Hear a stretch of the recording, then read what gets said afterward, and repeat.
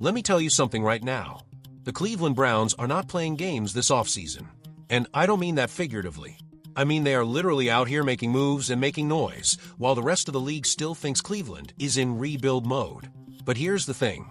That narrative, it might already be dead.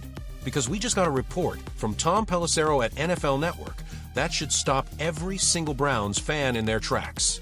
And we got G. Bush breaking down exactly why the energy inside that building right now is completely different from anything we've seen in years.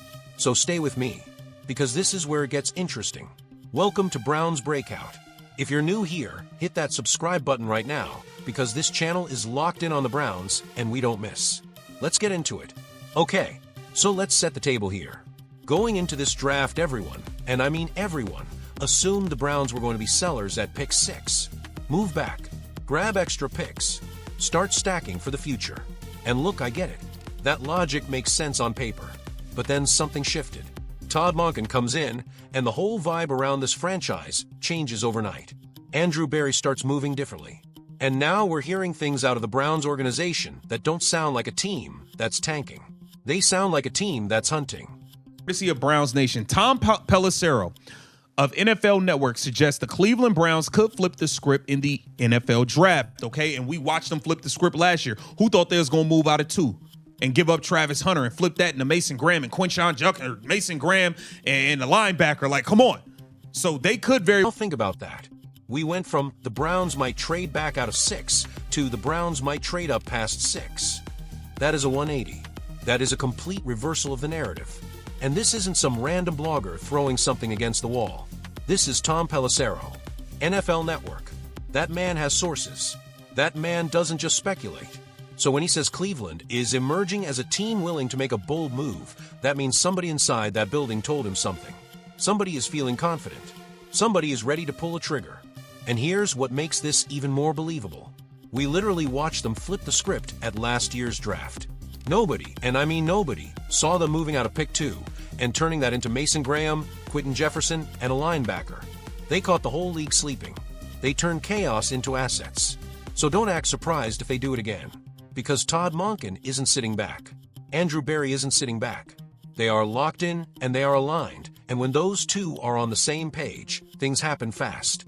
This changes everything about how you have to watch draft night in Cleveland. In the next year's draft, that, we're already looking at quarterbacks for next year, and the quarterback room is no way, shape, or form can be reclamated, that guys can't improve, that guys didn't see anything, any notion that these guys can turn out to be a good quarterbacks. Or right here is the part people are missing.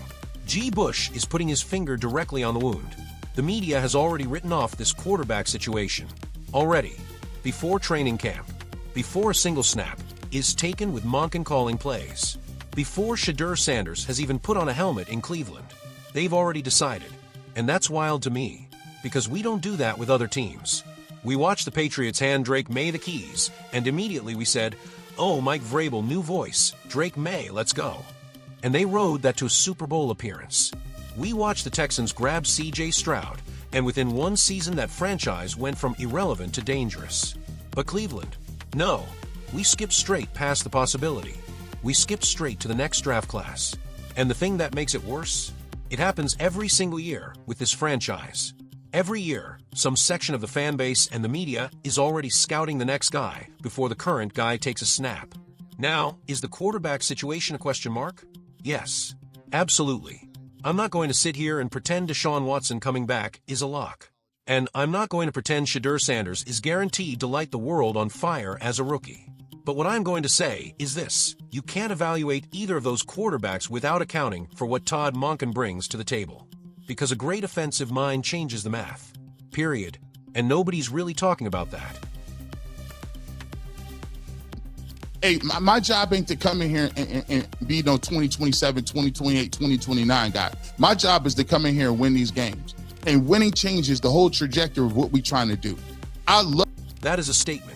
That is not a coordinator who came in to babysit a rebuild.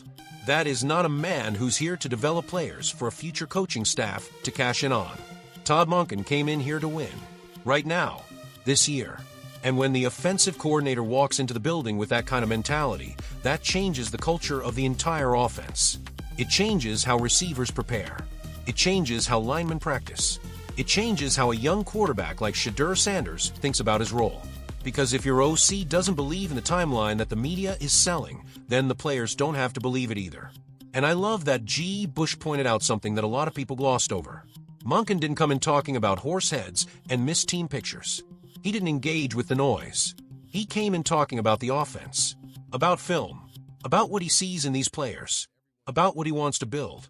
He asked about Jerry Jeudy inside or outside. He's thinking about Cornell Tate. He's thinking about Isaiah Bond as more than a gadget player. He's thinking about the offensive line configurations with DeJuan Jones and Titus Howard. This man is dialed in. And that energy?